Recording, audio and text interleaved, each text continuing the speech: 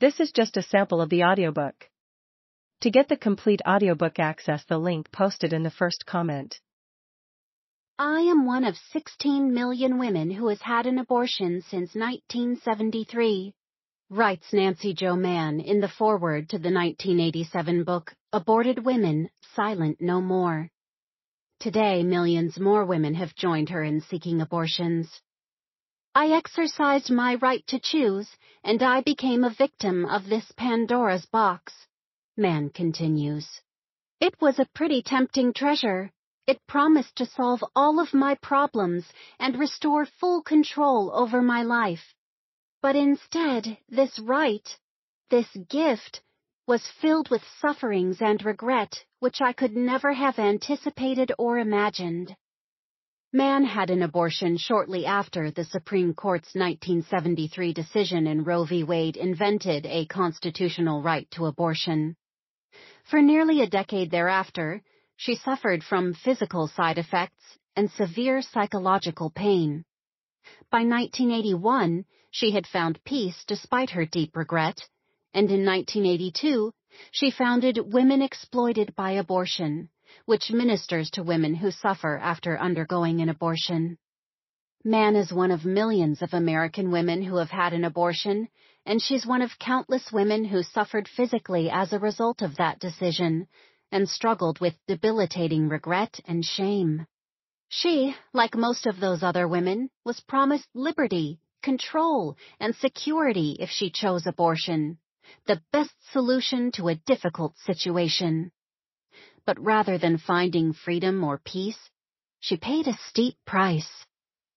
Feminists market abortion as a boon to women.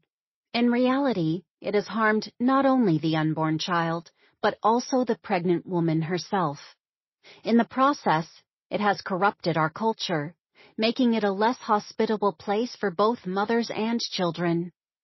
A mother's womb should be the safest place in the world, a sanctuary where the unborn child can grow and develop for 9 months before emerging into the community of his or her family. Abortion injects violence into that sacred relationship. It tells women that, at least in some cases, her child is her enemy. By striking at the heart of that most foundational human relationship, a society that allows abortion risks compromising the solidarity that binds us all together. It should come as no surprise, then, that in the decades since the court decided Roe, legal abortion has proven itself an unmitigated disaster for American women, contrary to what feminists promised at the time. In 1992, the Supreme Court in Planned Parenthood v. Casey affirmed the central holding in Roe and declared that it could not overturn that ruling because, in the intervening 2 decades, women had come to rely on abortion for ordering their lives and achieving equality. But the past 50 years since Roe have shown us that women are not better off when abortion is legal and widely available.